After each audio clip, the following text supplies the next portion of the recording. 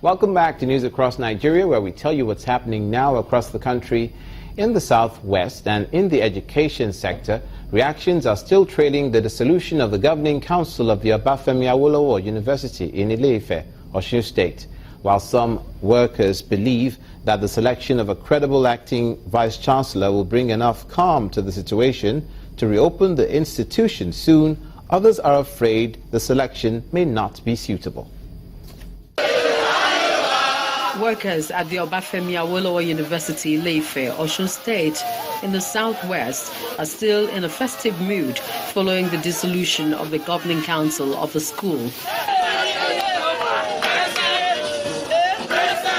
The president had also directed that the Senate of the institution pick a qualified candidate to occupy the vice-chancellor's seat in acting capacity. The chairman of the school's Senior Staff Association feels the federal government is just on the matter. Federal government has given an instruction, and I think we should abide by that instruction. Pending the time, I want to presume that the federal government will appoint members of the governing council for this university, and by extension, choose the new vice-chancellor for it. But the public relations officer is not sure about that. This Senate, we have confidence in them. But we have a lot of people that are members of Senate that are very close to a middle past vice-chancellor. The students are fed up of the standoff and the incessant strikes. People have started calling us strikers, a lot of names.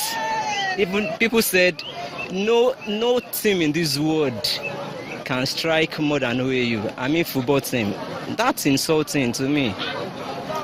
I just want the new VC to please do the right thing.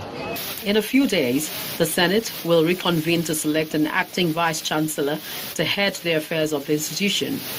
Whoever emerges has the onerous task of restoring the university's academic calendar to normal and forging better working relations with staff and students. Also in education, the Alvan Ikoku Federal College of Education, Owerri, has been shut down indefinitely after a protest by the students of that institution, which left property worth millions of naira destroyed.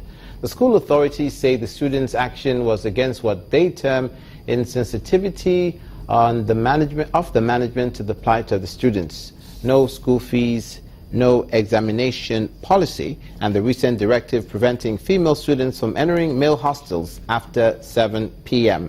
Those were the reasons given by the students. But the provost of the college, Mrs. Blessing Ijoma, says the protest is unwarranted and uncalled for, adding that the school will be under lock and key until management decides the next line of action.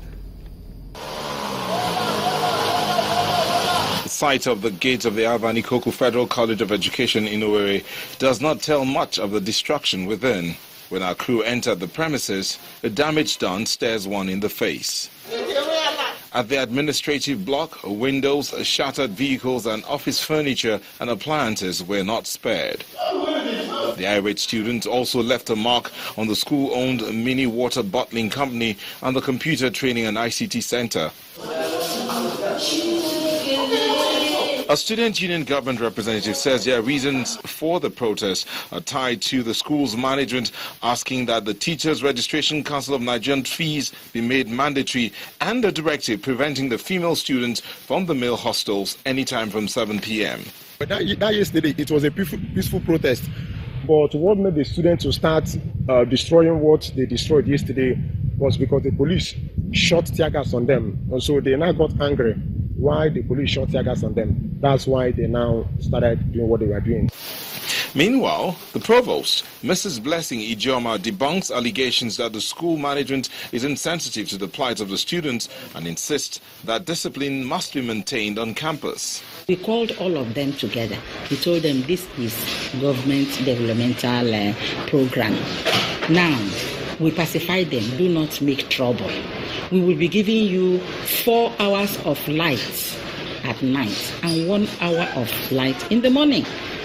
And we have kept to that promise, 4 hours at night. And you know what it means to burn diesel for 4 hours at night and 1 hour in the morning with 2 500 kVA generators. That's 1,000 kVA generators. In the meantime, as the students await the next line of action by the school management, the provost says the school will remain shut, pending the outcome of the meeting of the school's management and the academic board. The police in the north central and southeast region of the country aren't handling the matter of law enforcement with kid gloves. While some arrests were made in Kwara State, the Special Anti-Robbery Squad in Anambra State killed 5 suspected armed robbers. Nigeria police across the country are not resting on their oars in combating crime.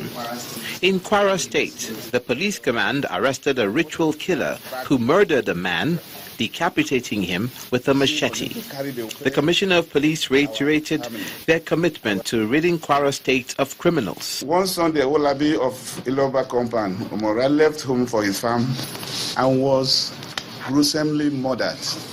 His head was severed. Investigation revealed that it was a case of ritual killing. The suspect took the head of this innocent person to a herbalist. The Good Samaritan, who happens to be a herbalist, knowing fully well the implication of this crime, raised alarm, and the suspect had been arrested. In the southeast, in Anambra State, 5 suspected armed robbers were killed in a gunfight with the Special Anti-Robbery Squad. This syndicate had terrorized Anambra State and other states surrounding Anambra State. They go about snatching vehicles, they go about kidnapping people in other places and entering Anambra, thinking Anambra is a safe haven for them to come ahead.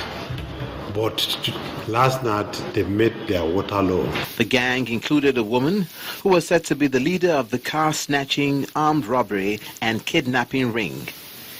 A young girl who allegedly met her boyfriend on Facebook, not knowing he was an armed robber, was also paraded. The boyfriend is now at large, but she was hit by bullets in the gun battle. The Anambra State Police Command maintained their position of protecting the people of the state from criminals. Another proof of the argument that the police is your friend. And that's it for this edition of News Across Nigeria. I'm Olumide Macaulay. Thank you for watching.